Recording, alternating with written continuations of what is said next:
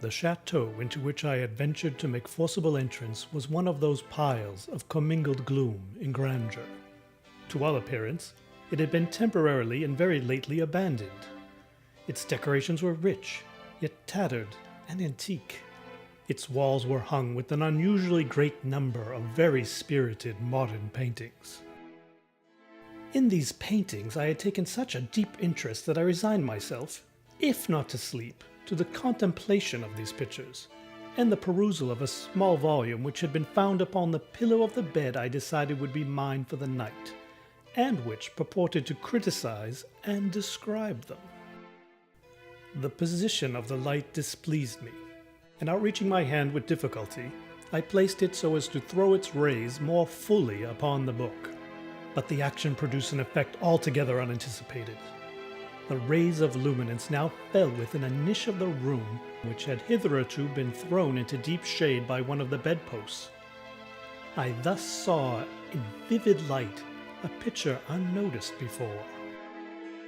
It was the portrait of a young girl just ripening into womanhood. A mere head and shoulders, done in what is technically termed a vignette manner.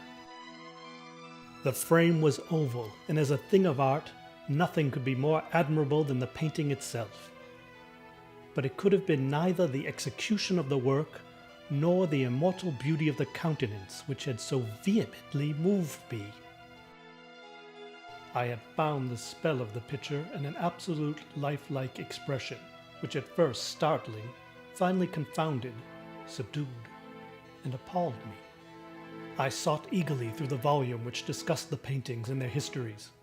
Turning to the number which designated the oval portrait, I there read the vague and quaint words which follow. She was a maiden of rarest beauty, and not more lovely than full of glee. Evil was the hour when she saw, and loved, and wedded the painter. He, passionate, studious, austere, and having already a bride in his art. Yes, she was a maiden of rarest beauty, hating only the art which was her rival, dreading only the palette and brushes and other untoward instruments which deprived her of the countenance of her lover. It was thus a terrible thing for this lady to hear the painter speak of his desire to portray her in oils and brushstroke, but she was humble and obedient, and sat meekly for many weeks in the dark, high turret chamber where the light dripped upon the pale canvas only from overhead. The painter took glory in his work, which went on from hour to hour and from day to day. He was a passionate, wild, and moody man who became lost in his task.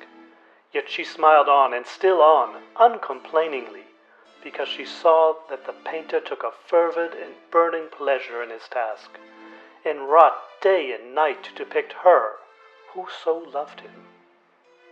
As the labor drew nearer to its conclusion, the painter had grown wild with the ardor of his work, and turned his eyes from the canvas rarely, even to regard the countenance of his wife. And then the last stroke was given, and then the last tint was placed, and for one moment the painter stood entranced before the work which he had wrought, and crying with a loud voice, "This is indeed life itself!" He then turned suddenly to regard his sleeping wife, eager to show her the result of his dedication to portraying her beauty on canvas. But she was not sleeping. She was dead.